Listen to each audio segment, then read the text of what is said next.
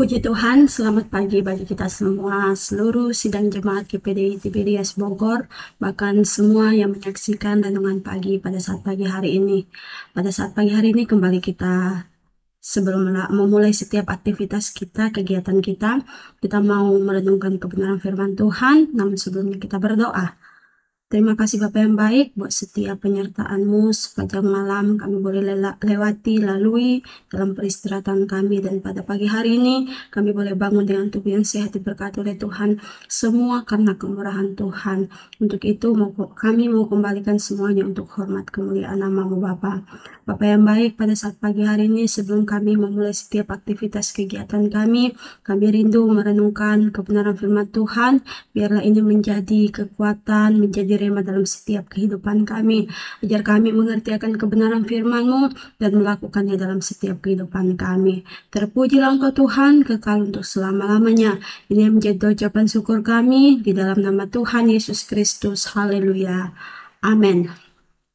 Puji Tuhan, Bapak Ibu Saudara-saudari yang diberkati oleh Tuhan, pada saat ini kita akan sama-sama belajar atau sama-sama membahas tentang pembahasan kita sepanjang minggu ini, yaitu minta apa saja kamu akan menerima, di dalam Yohanes pasal yang ke-15 ayat yang ke-17. Dan tema kita pada saat pagi hari ini adalah doa dengan iman. Mari kita sama-sama buka ayat pokok kita yang terdapat di dalam Markus pasal yang ke-11 ayat yang ke-24. Begini bunyi firman Tuhan. Karena itu aku berkata kepadamu, apa saja yang kamu minta dan doakan, percayalah bahwa kamu telah menerimanya, maka hal itu akan diberikan kepadamu. Bapak Ibu yang diberkati oleh Tuhan, dalam kehidupan kita sehari-hari, terkadang tanpa kita sadari bahwa doa yang kita panjatkan atau permohonan yang kita naikkan tidak dijawab. Itu terkadang membuat kita berpikir bahwa Tuhan tidak menjawab atau Tuhan tidak mendengar setiap doa yang kita panjatkan. Dan pada saat ini tema pembahasan kita adalah minta apa saja kamu akan menerima, atau temanya adalah doa dengan iman. Bapak Ibu yang diberkati oleh Tuhan, seringkali kita sudah mendengar khotbah yang mengingatkan kita agar percaya akan kuasa Tuhan. Tapi seringkali yang terjadi juga dalam kehidupan kita bahwa kita lupa atau kita mengabaikannya. Apalagi ketika situasi kondisi kita tidak baik, entah itu ada masalah, penderitaan, atau banyak hal yang terjadi dalam setiap kehidupan kita. Padahal kita sudah diingatkan bahwa kita bisa mengeluh kepada Tuhan atau kita bisa mencurahkan isi hati kita pada Tuhan. Dalam Ibrani pasal yang ke-11 ayat yang pertama dikatakan bahwa iman adalah dasar dari segala sesuatu yang kita harapkan dan bukti dari segala sesuatu yang tidak kita lihat. Apa sih doa dengan iman? Doa dengan iman adalah doa dengan keyakinan penuh kepada Tuhan dan percaya bahwa doa kita akan dijawab, dan kita tidak mudah menyerah sampai kita melihat hasil dari doa yang kita panjatkan itu. Dan dikatakan bahwa tadi iman dalam doa adalah dasar atau fondasi untuk kita terus terhubung kepada Tuhan. Bapak Ibu saudara-saudari yang diberkati oleh Tuhan, di dalam Markus 11 ayat 24 ini disampaikan Yesus kepada murid-muridnya sebagai janji bahwa jika murid-muridnya meminta sesuatu kepada Bapa, mereka tidak perlu bimbang, mereka tidak perlu ragu, mereka akan menerima janji itu. Bahkan ini juga datang dalam kehidupan kita, berlaku bagi kita yang mendengarkan renungan pada saat pagi hari ini. Seperti tema yang kita pelajari pada saat ini, berdoa dengan iman, artinya bahwa dalam perjalanan kehidupan kita tidak mudah terpengaruh dengan situasi yang akan terjadi, sekalipun keadaan itu belum ada kelihatan perubahannya. Tetapi yakin dan percaya dan terus berdoa kepada Tuhan bahwa Dia sanggup melakukan perkara yang besar. Doa dengan iman dikatakan bahwa kita akan melihat perbuatan Tuhan yang besar yang Tuhan lakukan dalam kehidupan kita. Berdoa dengan iman ini melibatkan beberapa aspek penting.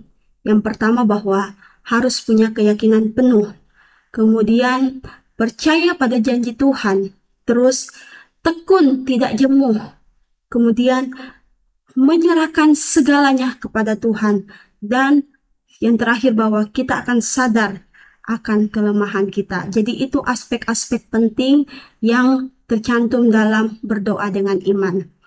Di dalam Alkitab juga dikatakan bahwa ada beberapa tokoh Alkitab yang bisa kita aplikasikan, kita ambil teladannya. Mereka berdoa dengan iman. Pertama yaitu Nabi Elia. Dikatakan bahwa dia berdoa dengan iman untuk hujan, dan Tuhan mengabulkan doanya setelah dia berdoa 7 kali. Artinya bahwa ia tekun, tidak mudah menyerah, bahkan menyerahkan segalanya sesuatunya kepada Tuhan. Dan ini boleh kita aplikasikan dalam kehidupan kita. Untuk itu Bapak Ibu Saudara-saudari yang berkati oleh Tuhan, setiap permintaan atau doa-doa yang kita panjatkan akan dinilai dan dijawab berdasarkan keyakinan iman kita yang teguh dan tidak mudah tergeser oleh apapun juga.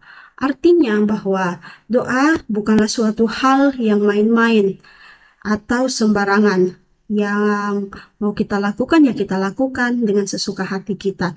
Dikatakan bahwa kita lakukan ketika dijawab saja, tidak, tetapi dikatakan bahwa kita berdoa itu harus terus-menerus kita lakukan dalam kehidupan kita. Dan pada saat ini, renungan firman Tuhan mengingatkan kita, orang-orang yang percaya kepada Tuhan, anak-anak Tuhan, terlebih lagi kita seluruh sidang jemaat yang ada di GPD Tiberias Bogor, bahwa kita harus berdoa dengan iman dan percaya bahwa Tuhan akan memenuhi segala kebutuhan kita, dan percaya bahwa Tuhan mendengar dan menjawab doa kita bahkan ketika kita belum melihat hasil. Dan dikatakan bahwa ketika kita terus percaya, maka apa saja yang kita minta dalam doa dengan penuh kepercayaan, maka kita akan menerimanya. Puji Tuhan, demikian kebenaran firman Tuhan pada saat pagi hari ini. Mari kita berdoa.